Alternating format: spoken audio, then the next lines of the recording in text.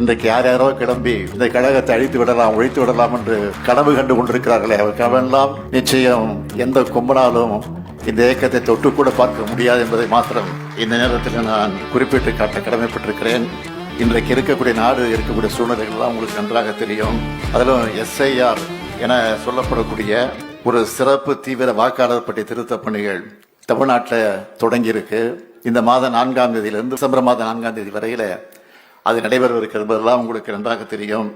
ஆனால் இதை எதிர்த்து தமிழ்நாட்டில் இருக்கிற அனைத்து கட்சி கூட்டத்தை கூட்டி நாம் தீர்மானம் போட்டு அந்த அடிப்படையில் உச்சநீதிமன்றத்திற்கு சென்றிருக்கிறோம்.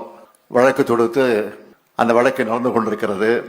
சட்ட போராட்டம் ஒரு பக்கம் என்று சொன்னாலும் வாக்காளர் பட்டியல் திருத்தப்படக்கூடிய பணிகள் ஒரு பக்கம் நடந்து கொண்டிருக்கிறது.